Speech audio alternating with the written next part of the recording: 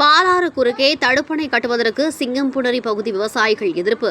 ஆட்சிக்கு கெட்ட பெயரை ஏற்படுத்த தவறான அரசாணை PR பாண்டியன் குற்றச்சாட்டு. மதுரை மாவட்டம் சூரப்பட்டி அருகே பாலாறு குறுக்கே தடுப்பணை கட்டுவதற்கு சிவகங்கை மாவட்டம் சிங்கம்புணரி பகுதி விவசாயிகள் தொடர்ந்து போராட்டத்தில் ஈடுபட்டு வருகின்றனர். அதனைத் தொடர்ந்து சிங்கம்புணரி பகுதி விவசாயிகளுடன் தமிழ்நாடு அனைத்து விவசாயிகள் சங்கங்களின் ஒருங்கிணைப்பு குழுவின் தலைவர் PR பாண்டியன் தடுப்பணை குறித்து ஆய்வு செய்து செய்தியாளர்களை சந்தித்தார். அப்போது மாவட்டத்தில் பாலாறு உற்பத்தியாகி மதுரை, ராமநாதபுரம், சிவகங்கை மாவட்டம் வழியாக கடலில் சென்று கலக்கிறது. இந்த ஆற்று வழியோரம் 600 ஏரிகள், குளங்கள் நீர் நிரப்பப்படுகிறது. ஆண்டுதோறும் மழை காலத்தில் வரக்கூடிய உபரி நீரை கொண்டுதான் இந்த குளங்கள் நிரப்பப்பட்டு அங்கு இருக்கிற லட்சக்கணக்கான ஏக்கர் சாகுபடி செய்யப்படுகிறது. நிலத்தடி நீர் பாதுகாக்கப்படுகிறது. இந்த நிலையில் சூரப்பட்டி அருகே சூரப்பட்டி கிராமத்துக்கும் பயனில்லாத வகையில் தனியார் தண்ணீர் விற்பனை ஆலைக்கு ஆதரவான வகையில் இந்த இடத்தில் ஒரு தடுப்பணை தளமட்டத்திலிருந்து 6 அடி உயரத்தில் அமைக்கப்படுகிறது. தளமட்ட சுவரும் 2 பக்கம் ரெக்கைக்கான சுவர் அமைப்பதில் இந்த பகுதி விவசாயிகளுக்கு எந்த தடையும் இல்லை.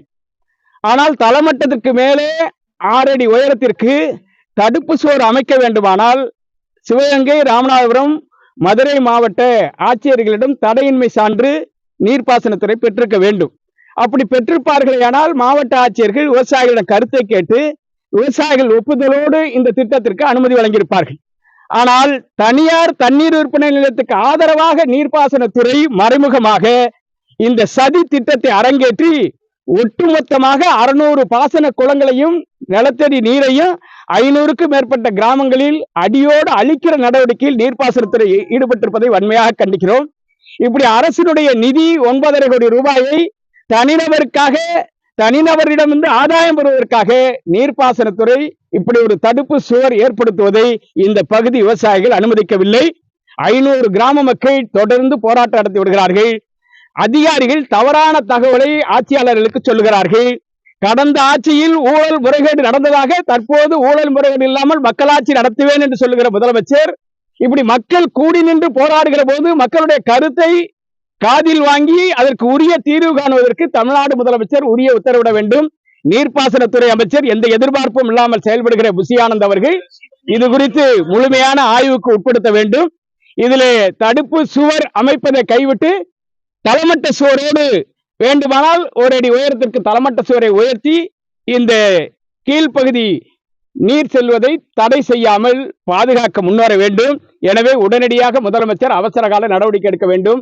இல்லை என்றால் மதுரை, மேலூர் பகுதி, சிவகங்கை, ராமநாதபுரம் உட்பட கிட்டத்தட்ட 500க்கும் மேற்பட்ட கிராம மக்கள் மிகப்பெரிய போராட்ட களத்திற்கு தள்ளப்படுவார்கள் என நான் எச்சரிக்கிறேன். அதிகாரிகள் செய்தி எப்படி பாருங்க? 3 மாதங்களுக்கு முன்னால் இருந்தது வேறொரு ஆட்சி.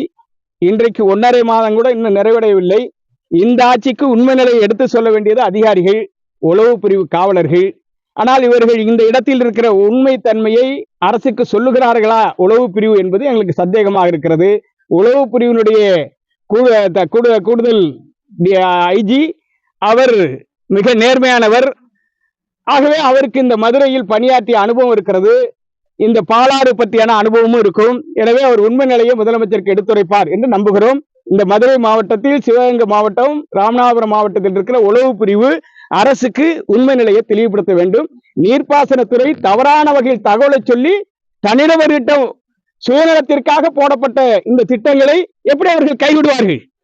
எனவே கைவிட வேண்டாம். தளமட்ட சுவர் மட்டும் அமைத்தால் போதும், தடுப்பு சுவர் ஏற்படுத்தாதீர். தளமட்ட சுவர் என்பது ஆற்றின் தளமட்டம் இன்றைக்கு இருக்கிற இடையிலிருந்து 2 அடி உயரத்துக்கு மேல் அமைக்கப்படுகிறது. அதற்கு மேலே 6 அடி உயரத்துக்கு தடுப்பு சுவர் அமைத்தால் இந்த பகுதி பாதிக்கப்படும் என்பதுதான் அவங்களுடைய கூற்றாக இருக்கிறது. எனவே தடுப்பு சுவர் அமைப்பதை கைவிட்டு இந்த பகுதி விவசாயிகளை பாதுகாக்க வேண்டும். போராட்டம் என்னவா இருக்கும் சார்? அடுத்த கட்ட அவங்க தேதியை முடிவு பண்ணி வருகிற 30ஆம் தேதி அறிவிக்கப்பட்டிருந்த சாலை மறியல் 1 வாரம் காலங்களாக பின்னர் அறிவிக்கப்படும். அந்த சாலை மறியல் போராட்டத்தில் எங்களுடைய கோரிக்கை முழுமையாக இடம்பெறும். விவசாய நலனுக்காக இந்த அரசு எடுத்து வருகிற நடவடிக்கை எல்லாம் என்ன நடவடிக்கை? 1.5 ஆண்டு காலம்தான், 1.5 மாத காலம்தான் ஆட்சி பொறுப்பேற்று வந்திருக்கிறது. கடன் தள்ளுபடியில் மிகப்பெரிய குளறுபடி இருக்கிறது. அதற்கு கூட்டுறவுத்துறை செயலாளராக இருக்கிற அந்த செயலாளர் அந்த அரசாணையிலேயே பல குளறுபடிகளை செய்திருக்கிறார். திட்டமிட்டு உள்நோக்கத்தோடு ஆட்சிக்கு கெட்ட பேர் வாங்கி வைக்க வேண்டும் என்பதற்காக இதுவரையிலும் நடைமுறையில் இருந்த கடன் தள்ளுபடி நடவடிக்கை எல்லாம் தவறான வகையில் அரசாணை போடப்பட்டிருக்கிறது.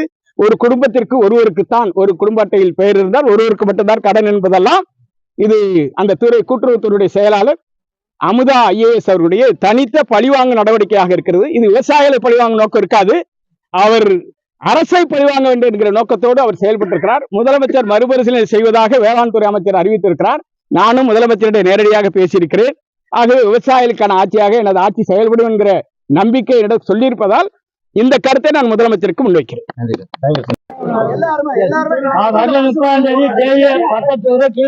சொல்லியிருக்காங்க ஒரு 600 பாசனம் இருக்கு எங்களுக்கு பாதிப்புன்னு சொல்லியிருக்காங்க. அவங்க எங்களுக்கு ஆகாம போயிடலாம், எந்த விவசாயத்துக்கு ஆகாம போகல. நாங்க அவங்களோட சப்போர்ட் பண்ணி ஆகாம போனாலும் பரவாயில்ல. முறையா சொல்றேன், இன்னமும் சொல்றோம். இந்திரா நகர் பொட்டப்பட்டி எல்லாம் ஒண்ணு சேர்ந்து 100 அடி போட்டா அவங்களுக்கும் பயன்படும், எங்களுக்கும் பயன்படும். இது அனாமத்தா போறதை நாங்க ஒத்துக்கிறது இல்ல. அவங்களோட சேர்ந்து சப்போர்ட் பண்ணுவோம், பசுமதியில கலந்துக்குவோம். தொடர்ந்து போராட்டம். சண்முகன் சண்முகம். சூரப்பட்டி.